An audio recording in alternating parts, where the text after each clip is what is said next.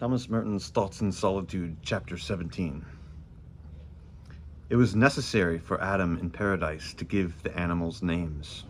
So too it is necessary for us to name the things that share our own silence with us, not in order to disturb their privacy or to disturb our own solitude with thoughts of them, but in order that the silence they dwell in and that dwells in them may be concretized and identified for what it is.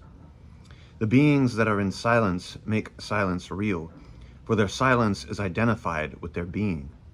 To name their being is to name their silence, and therefore it should be an act of reverence. Blessings make them more worthy of reverence. Prayer uses words to reverence beings in God. Magic uses words to violate the silence and the sanctity of beings by treating them as if they could be torn away from God, possessed, and vilely abused before the face of his silence.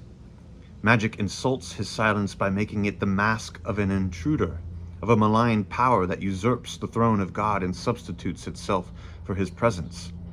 But what can substitute itself for him who is? Only that which is not can pretend to usurp his place. In doing so, it only affirms him all the more clearly, for if you suppress that which is not from the phrase is not, you are left with nothing but is. In the silence of God, we have overcome magic by seeing through what is not there, and realizing that he who is closer to us than the is not that tries at all times to place itself between ourselves and him. His presence is present in my own presence.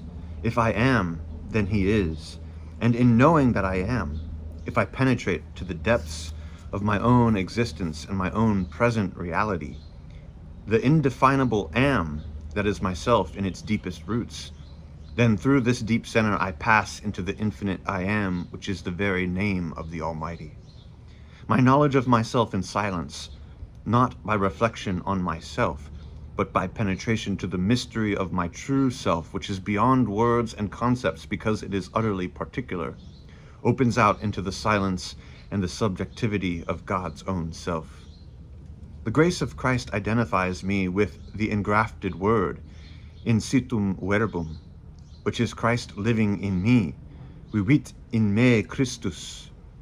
Identification by love leads to knowledge, recognition, intimate and obscure, but vested with an inexpressible certainty known only in contemplation. When we know, in the dark certitude of faith illumined by spiritual understanding, then we are sons of God in the one Son of God, then we experience something of the great mystery of our being in God and God in us. For we grasp, without knowing how, the awe-inspiring and admirable truth that God, bending over the abyss of his own inexhaustible being, has drawn us forth from himself and has clothed us in the light of his truth and purified us in the fires of his love and made us one by the power of the cross with his only begotten Son. Let us make man in our own image and likeness. From the womb before the day star have I begotten thee.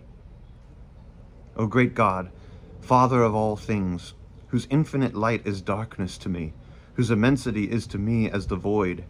You have called me forth out of yourself because you love me in yourself, and I am a transient expression of your inexhaustible and eternal reality. I could not know you. I would be lost in the darkness. I would fall away from you into this void if you did not hold me to yourself in the heart of your only begotten Son. Father, I love you whom I do not know, and I embrace you whom I do not see, and I abandon myself to you whom I have offended, because you love me, you love in me your only begotten Son.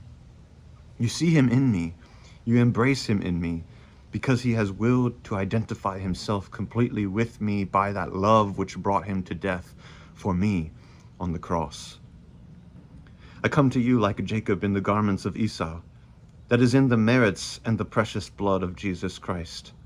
And you, Father, who have willed to be as though blind in the darkness of this great mystery which is the revelation of your love, pass your hands over my head and bless me as your only Son. You have willed to see me only in him, but in willingness you have willed to see me more really as I am. For the sinful self is not my real self. It is not the self you have wanted for me, only the self that I have wanted for myself. And I no longer want this false self. But now, Father, I come to you in your own Son's self, for it is his sacred heart that has taken possession of me and destroyed my sins, and it is he who presents me to you. And where? In the sanctuary of his own heart, which is your palace and the temple where the saints adore you in heaven.